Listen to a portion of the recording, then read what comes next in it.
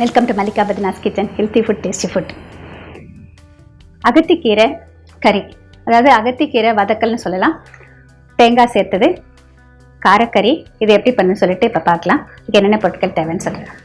பொடியாக அரிந்த அகத்திக்கீரை 1 கட்டு, 1/4 கப் துவரம் பருப்பு வேக வைத்தது, தேங்காய் துருவல் விரும்பும் அளவு, உப்பு தேவைப்படும் அளவு, எண்ணெய் தாளிக்க தேவையான அளவு, கடுகு 1/4 டீஸ்பூன், உளுத்தம்பருப்பு 1 டீஸ்பூன், சீரகம் 1/2 டீஸ்பூன், உடைத்த சிவப்பு மிளகாய் விரும்பும் அளவு, பெருங்காயத்தூள் 2 சிட்டிகை.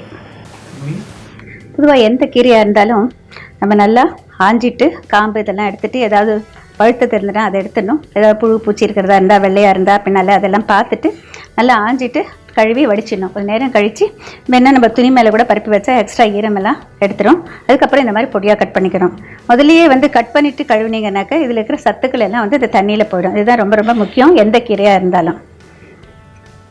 இதில் பார்த்திங்கன்னா தேங்காய் துருவல் எடுத்து வச்சுருக்கேன், பதமாக வேக வச்சுருக்கிற துவரம் பருப்பு வச்சுருக்கேன். நீங்கள் விரும்பினா இதில் காரக்கறியில் கூட கொஞ்சமாக சர்க்கரையோ வெல்லமோ சேர்க்கலாம். அது இல்லாமையும் நம்ம சாப்பிடலாம். ஏன்னா தேங்காய் துருவல் சேர்க்குறப்போ, துவரம் பருப்பு சேர்க்குறப்போ உங்களுக்கு அந்தளவுக்கு அதனுடைய கசப்பும் துவர்ப்பும் தெரியாது. இப்போ நம்ம வானிலையில் எண்ணெய் ஊற்றி வச்சுருக்கேன். இது சூடானதுக்கப்புறம் தாளிச்சிக்கலாம்.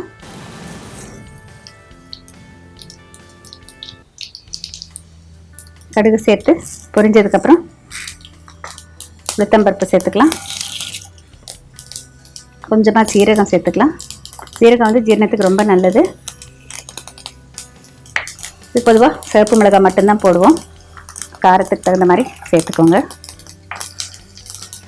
பெருங்காயத்தூள்,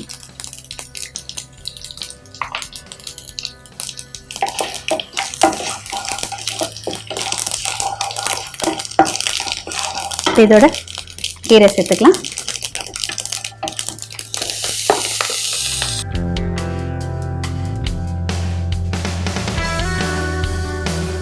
பொதுவாக நம்ம பார்த்திங்கன்னா கீரை வதக்கிறப்போ 1 சிட்டிகை இல்லைன்னா 2 சிட்டிகை சர்க்கரை சேர்த்திங்கன்னா இந்த நிறம் பச்சையாக அப்படியே இருக்கும், மாறாமல் இருக்கும்.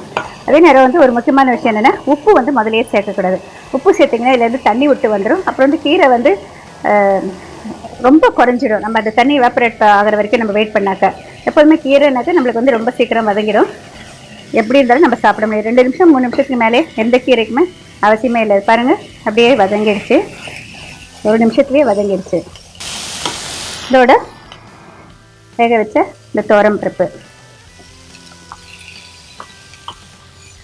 தகுந்த அளவு உப்பு சேர்த்துக்கலாம். கீரைக்கெல்லாம் உப்பு அதிகமாக பிடிக்காது, கொஞ்சம் பார்த்து சேர்த்துக்கோங்க. இதில் ஈரத்தன்மை இருக்கு இல்லையா, அது போகிறதுக்காக தேங்காய் துருவல் சேர்த்துக்கிறோம். இதெல்லாம் சேர்த்து கலந்து இறக்கினா உங்களுக்கு அகத்திக்கீரை காரக்கறி தயார்.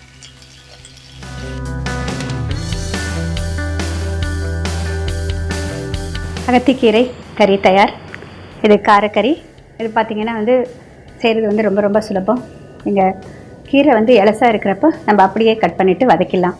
ஒருவேளை கீரை ரொம்ப முத்தினதாக இருந்ததுனாக்கா நம்ம இதில் தண்ணி போட்டு வேக வச்சாக்க நல்லா இருக்காது. அப்படியே வதக்கிறப்பையும் அது ரொம்ப நம்மளுக்கு வாயில் சிக்கும்.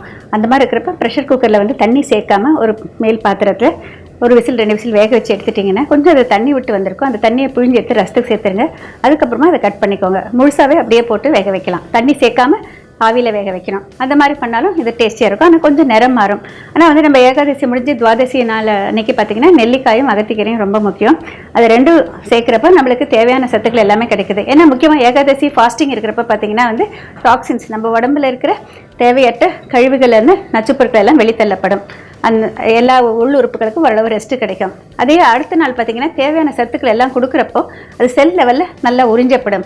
அது மாதிரி உறிஞ்சப்படுறப்ப பார்த்திங்கன்னா இதில் இருக்கிற எல்லா சத்துக்களும் சேர்றப்போ நம்மளுக்கு செல்கள் உற்பத்தி ஆகிறதுலேருந்து பலவிதமான, அதாவது உடல் இயக்கங்கள் சரிவர நடைபெறுவதற்கு ரொம்ப உபயோகமாக இருக்கும். அதனால தான் ஒரு பர்டிகுலர் டேயில் இந்த மாதிரி உணவு சாப்பிடணும் அப்படின்னு சொல்லிட்டு நம்ம முன்னோர்கள் கொடுத்தது. அதுவே நம்ம நியூட்ரிஷனலி பார்க்குறப்ப நம்மளுடைய சத்துக்களை பற்றி தெரிஞ்சுக்கிறப்போ இன்னும் நம்மளுக்கு பல மடங்கு ஆச்சரியத்தை தருது. அந்த மாதிரி தான் இந்த ஒரு டிஷ்ஷும். This is agathikeerai curry. Agathikeerai, this is one of the very very important keerai in our South India. It is available here. It grows easily. It's abundantly. It's available everywhere. Generally, it is taken next day after Ekadasi, that is Dwadasi. Dwadasi, we take gooseberry and agathikere, it's compulsory. Both together, when we see, nutritionally very rich. During Ekadasi, all the toxins from our body, it gets released, it goes out. At the same time, the rejuvenation happens. Next day, for the rejuvenation, we need all the nutrients. That's why during Dwadasi morning, we skip breakfast, we have a lunch, full lunch with all the important nutrients. And this is very helpful during that day. Not only that, we can, whenever we get this keera, we can use this to prepare either sweet or karam. We can prepare many other dishes also using this.